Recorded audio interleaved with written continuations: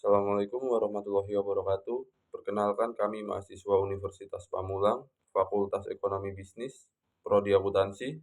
Pada kesempatan kali ini kami kelompok 9 yang beranggotakan saya Ahmad Samsul Ma'arif, Gilang Harfiansah, Viola Angelina, dan Muhammad Yusuf Fitrasam akan mempresentasikan materi pertemuan 10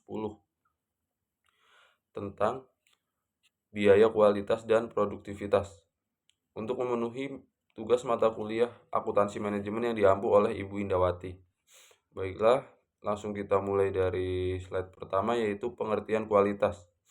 Kualitas adalah ukuran sejauh mana suatu produk atau jasa memenuhi harapan pelanggan. Kualitas tinggi berarti produk dapat berfungsi dengan baik, tahan lama, dan sesuai spesifikasi yang diharapkan oleh pelanggan. Selanjutnya ada 8 dimensi kualitas, atau kualitas dapat dinilai dari 8 dimensi, yaitu yang pertama ada kinerja, yang kedua ada fitur, daya tahan, kemudahan perawatan, estetika, keandalan, kesesuaian, dan kecocokan penggunaan. Selanjutnya, makna biaya kualitas. Biaya kualitas atau cost of quality adalah seluruh biaya yang timbul karena adanya produk cacat atau kegiatan pencegahannya. Tujuannya adalah memastikan mutu terjaga agar tidak merugikan si perusahaan. Biaya kualitas dibagi menjadi dua kelompok, yaitu biaya pengendalian dan biaya akibat kegagalan. Biaya pengendalian contohnya adalah pencegahan dan penilaian baik buruknya kualitas. Sedangkan biaya kegagalan adalah biaya akibat yang ditimbulkan dari produk yang berkualitas rendah. Selanjutnya ada 4 kategori biaya kualitas. Biaya kualitas dibagi menjadi 4 kategori, yaitu yang pertama ada biaya pencegahan atau prevention cost, adalah seluruh biaya yang timbul untuk mencegah produk cacat seperti kualitas, pelatihan kualitas, audit mutu, dan perencanaan kualitas. Yang kedua ada biaya penilaian atau appraisal cost, adalah seluruh biaya yang muncul karena adanya pemeriksaan bahan baku, pengujian produk, dan pengawasan proses produksi. Yang ketiga ada biaya kegagalan internal atau internal failure cost, adalah biaya yang timbul karena cacat yang ditemukan sebelum produk dijual, misalnya pengerjaan ulang atau pemborosan bahan baku. Dan yang terakhir adalah biaya kegagalan eksternal atau external failure cost, adalah biaya yang timbul karena cacat ditemukan setelah produksi sampai ke pelanggan, seperti garansi retur dan kehilangan penjualan. Selanjutnya adalah contoh real biaya kualitas. Contoh real dari biaya pencegahan adalah yang pertama ada pelatihan karyawan, seleksi pemasok, dan desain ulang produk. Selanjutnya, contoh real dari biaya penilaian adalah uji kualitas, inspeksi proses, dan pengujian peralatan. Kegagalan internal contohnya adalah rework, scrap, and downtime mesin. Yang terakhir, contoh dari kegagalan internal adalah keluhan konsumen, garansi, dan kehilangan reputasi. Baik, saya Muhammad Yusuf akan melanjutkan presentasi dari teman saya sebelumnya. Sebelumnya teman saya membahas tentang contoh real biaya kualitas. Lalu di sini saya akan membahas tentang pengukuran biaya kualitas. Biaya kualitas dikelompokkan menjadi dua. Yang pertama ada observable quality cost, yaitu biaya yang terlihat. Biaya yang terlihat adalah biaya yang dapat diperoleh dari data akuntansi, seperti biaya perbaikan dan inspeksi. Lalu untuk pengukurannya ada dua. Yang pertama ada multiplier method, yaitu mengalihkan biaya eksternal yang terukur untuk memperkirakan total biaya. Lalu yang kedua, market research method, yaitu menilai dampak mutu buruk terhadap penjualan. Lalu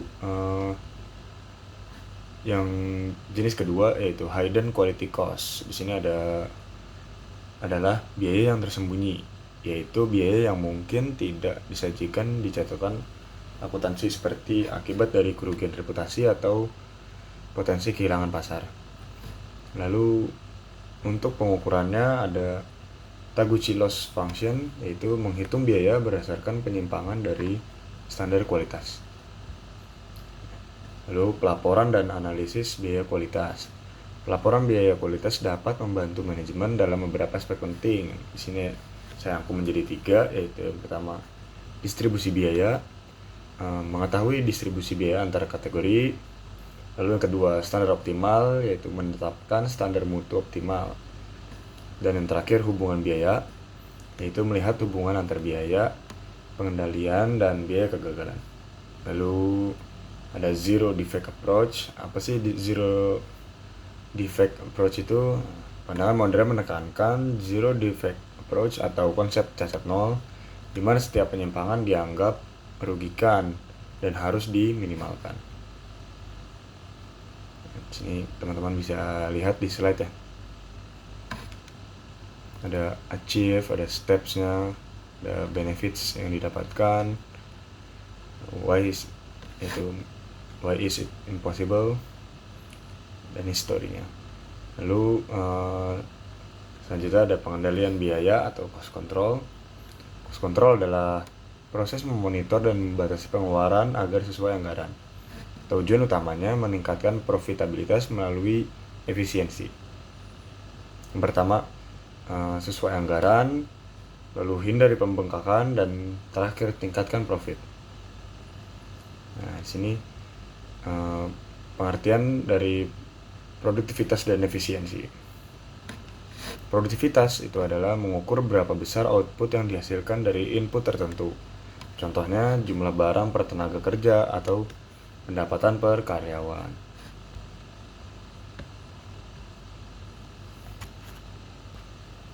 Baik, dari saya cukup. Mungkin nanti akan dilanjutkan oleh teman rekan saya. Terima kasih. Selanjutnya ada faktor yang mempengaruhi produktivitas. Yang pertama ada fasilitas dan peralatan. Fasilitas dan peralatan yang memadai untuk mendukung proses produksi. Yang kedua ada manajemen efektif. Manajemen yang efektif dapat mengelola sumber daya dan proses. Yang ketiga ada lingkungan kerja. Lingkungan kerja yang kondusif dan mendukung produktivitas. Yang keempat ada SDM kompeten. SDM yang kompeten dan terlatih dengan baik. Selanjutnya ada efisiensi. Definisi efisiensi mengukur bagaimana sumber daya digunakan sebaik mungkin untuk mencapai hasil. Faktor efisiensi yang pertama ada penggunaan sumber daya optimal.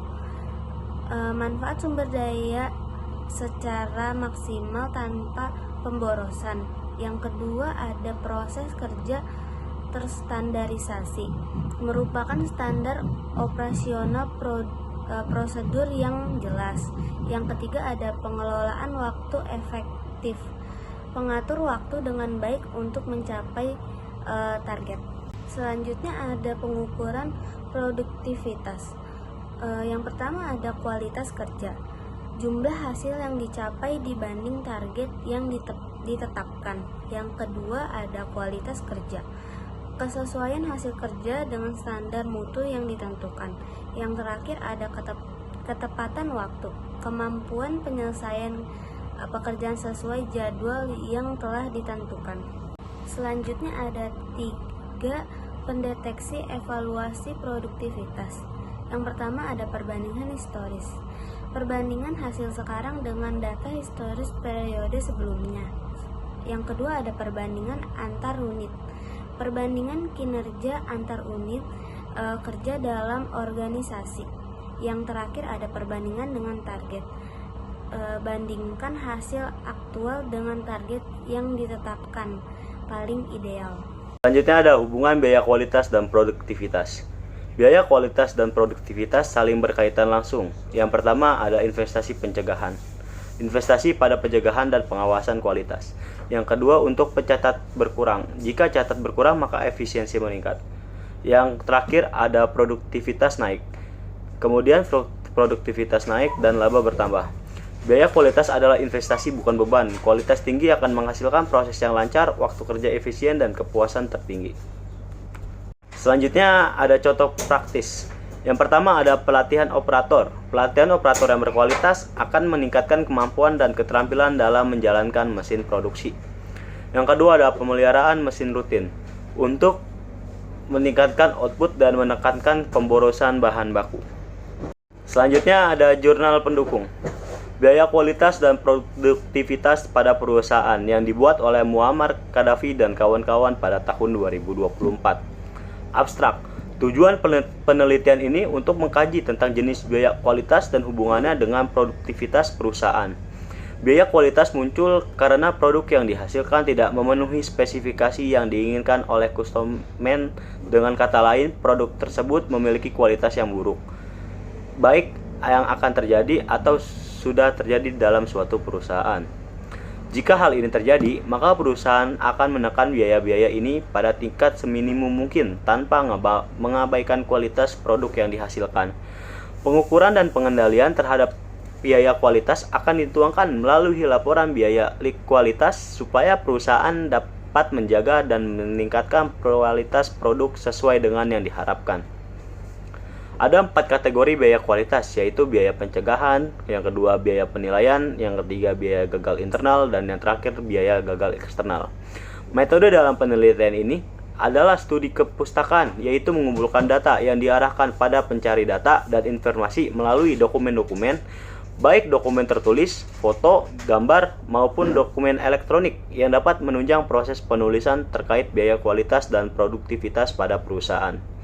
Kesimpulannya adalah studi ini menunjukkan bahwa biaya kualitas berhubungan langsung dan berdampak langsung pada produktivitas suatu perusahaan. Biaya kualitas dapat menghasilkan naiknya produktivitas sampai dengan produk akan hasilkan tercipta kepuasan pada pelanggan. Produktivitas merupakan indikator perkembangan suatu perusahaan. Oleh karena itu, setiap perusahaan harus melakukan pengukuran produktivitas dalam suatu siklus yang terdiri dari productivity measurement, productivity evaluation, dan productivity planning dan improvement. Baik, kesimpulan yang dapat diambil adalah biaya kualitas menjamin mutu produk, sedangkan produktivitas mencerminkan efisiensi kerja. Keduanya sejalan, semakin baik kualitas, semakin tinggi produktivitas. Untuk pengendalian strategis, pengendalian biaya kualitas melalui sistem zero defect continuous improvement dapat meningkatkan efisiensi dan daya saing. Investasi jangka panjang, biaya kualitas adalah investasi strategis untuk efisiensi produktivitas dan profit jangka panjang.